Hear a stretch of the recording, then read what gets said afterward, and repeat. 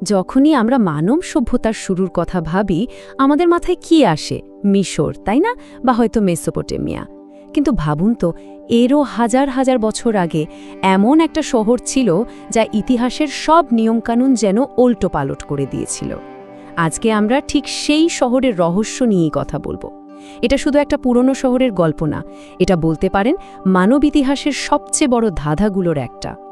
একটু ভাবুন তো, 11,000 বছর। সংখ্যাটা মুখে বলা যত সহজ, কল্পনা করা ঠিক ততটাই কঠিন। মানে পিরামিড বানানোরও প্রায় 6,000 বছর আগের কথা। যখন পৃথিবীর বেশিরভাগ মানুষ তখন শিকার করে বা ফলমূল জোগাড় করে দিন কাটাচ্ছে, ঠিক সেই সময়ে একদল মানুষ একটা জায়গায় স্থায়ীভাবে থাকতে শুরু করেছিল। আর সেই জায়গার নামই হল জেরিকো। হ্যাঁ, জেরিকোর বয়সটা আমাদের মাথা ঘুরিয়ে দেওয়ার মতো, কিন্তু তার চেয়েও বেশি অবাক করার মতো বিষয় হলো এর রহস্যগুলো। আমরা তো জানি এটা অনেক পুরনো, কিন্তু সেখানকার মানুষেরা কেমন ছিল, তাদের জীবনযাপন, তাদের বিশ্বাস, তাদের ভয়, এসব নিয়ে আমরা আসলে কতটা জানি? সত্যি বলতে খুব বেশি না। আর এখান থেকে কিন্তু আসল গল্পটা শুরু হচ্ছে। তো চলুন এই রহস্যের একেবারে গভীরে যাওয়া যাক আর খুঁজে বের করার চেষ্টা করি কেন জেরিকোকে শুধু একটা পুরনো শহর বলা হয় না, বলা হয় সভ্যতার প্রথম বড় পরীক্ষা। সহজ করে বললে জেরিকো হলো পৃথিবীর সবচেয়ে পুরনো শহরগুলোর একটা, যেখানে মানুষ একটানা বসবাস করে গেছে। মানে এখানেই বলতে পারেন নগর জীবনের প্রথম চারাটা লাগানো হয়েছিল। এটা শিকারী সংগ্রাহক জীবন থেকে কৃষিকাজ করে এক জায়গায় থিতু হওয়ার যে বিশাল একটা পরিবর্তন, তারই একটা জীবন্ত দলিল। বেশ, এখন প্রশ্ন হলো, প্রত্নতাত্ত্বিকরা এই জায়গার মাটির নিচে এমন কি খুঁজে পেলেন যা আমাদের সব ধারণাকেই নাড়িয়ে দিয়েছে? চলুন দেখা যাক তাদের সেই সব আবিষ্কার। যা যা পাওয়া গেছে তা এক কথায় অবিশ্বাস্য। প্রথমত একটা বিশাল পাথরের দেয়াল। ভাবা যায় সেই যুগে কোনো চাকা বা আজকের মতো টেকনোলজি ছাড়া তারা এটা বানিয়েছিল। এর পাশেই পাওয়া গেছে একটা 28 ফুট উঁচু পাথরের টাওয়ার। শুধু তাই না, প্রত্নতাত্ত্বিকরা সেখানে গায়ে গায়ে লাগানো মাটির ইটের বাড়ি, এমনকি অনেক দূরের অঞ্চলের সাথে ব্যবসা বাণিজ্যের প্রমাণও পেয়েছেন। এই টাইমলাইনটা দেখলে জেরিকোর ইতিহাসের গভীরতাটা আরও ভালোভাবে বোঝা যায়। দেখুন, শুরুটা হয়েছিল প্রায় 9,000 খ্রিস্টপূর্বাব্দে শিকারী সংগ্রাহকদের হাতে।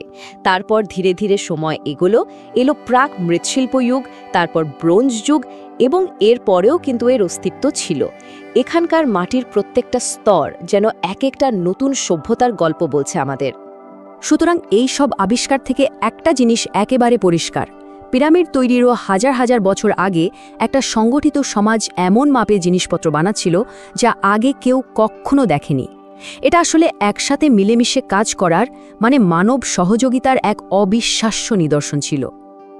তো আমরা যা যা জানতে পেরেছি তা তো দেখলাম, কিন্তু সত্যি বলতে কি, জেরিকোর আসল মজাটা লুকিয়ে আছে সেই সব প্রশ্নের মধ্যে যেগুলোর উত্তর আজও আমাদের কাছে নেই। সবচেয়ে বড় আর প্রথম প্রশ্নটাই হলো, ওই বিশাল দেয়ালটা কেন বানিয়েছিল তারা? মানে সেই সময় তো সংগঠিত শত্রু বা আর্মির কোনো প্রমাণই পাওয়া যায়নি। তাহলে দেয়ালটা কি বন্যার জল আটকানোর জন্য ছিল, নাকি অন্য কোনো ভয় ছিল তাদের, এমন কিছু যা আমরা জানি না? আর দেয়ালের কথা তো গেল, কিন্তু ওই যে বিশাল পাথরের টাওয়ারটা, ওটা তো জেরিকোর সবচেয়ে বিখ্যাত আর রহস্যময় একটা জিনিস। ওটার উদ্দেশ্যই বা কী ছিল? এই টাওয়ারটা নিয়ে আসলে দুটো প্রধান থিওরি আছে। একদল গবেষক মনে করেন এটা ছিল একটা দুর্গ, শহরকে বাইরের কোনো বিপদ, তা সে মানুষ হোক বা পশু, তার থেকে বাঁচানোর জন্য। আবার আরেকটা থিওরি আছে যেটা আরও বেশি ইন্টারেস্টিং। সেটা হলো, এটা হয়তো ছিল কোনো মন্দির বা উপাসনার জায়গা। হতে পারে এটা আকাশ দেখার জন্য বানানো হয়েছিল, বা হয়তো এটা ছিল তাদের ক্ষমতার একটা প্রতীক। যেহেতু কোনো লেখা পাওয়া যায়নি, তাই দুটোই কিন্তু এখনও জল্পনার পর্যায়েই আছে। একজন প্রত্নতাত্ত্বিক ব্যাপারটা খুব সুন্দর করে বলেছেন। তিনি বলেন, জেরিকোর মানুষ শুধু টিকে থাকার জন্য লড়াই করছিল না, তারা একটা নতুন পৃথিবী বানাচ্ছিল। আমরা শুধু সেই পৃথিবীর নিয়মগুলো এখনো জানি না। কথাটা কিন্তু খুব সত্যি। তাদের বানানো জিনিসগুলো আমরা দেখতে পাচ্ছি, কিন্তু তাদের মাথাটা তো আর পড়তে পারছি না। তাদের ভাবনাটা এখনও আমাদের কাছে অধরা। কিন্তু প্রশ্ন হলো, কেন 11,000 বছর পরেও জেরিকো তার সব রহস্য নিজের ভেতরেই লুকিয়ে রেখেছে?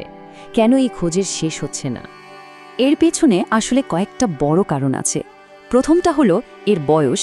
ভাবুন, এত হাজার হাজার বছরের পুরনো একটা জায়গা খোঁড়াখুড়ি করাটা যে কি পরিমাণ কঠিন আর সূক্ষ্ম কাজ।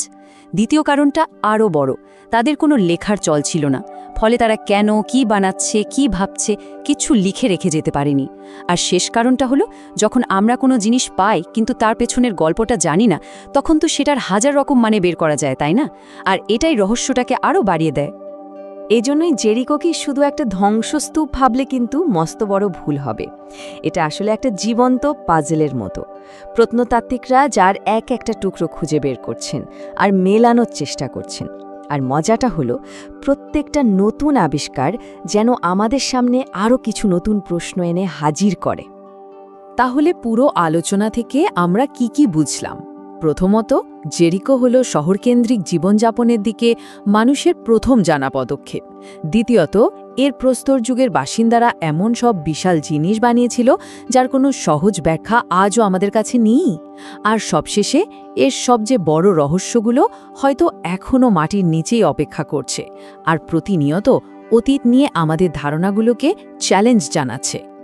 সবশেষে একটা বড় প্রশ্ন কিন্তু থেকেই যায়, আমরা যতই আমাদের অতীতের গভীরে যাচ্ছি ততই নতুন নতুন জিনিস আবিষ্কার করছি, কিন্তু এমন আর কোনো মৌলিক সত্যি মানব সমাজ সম্পর্কে জানার বাকি আছে যা আমরা হয়তো এখনও ভাবতেও পারছি না।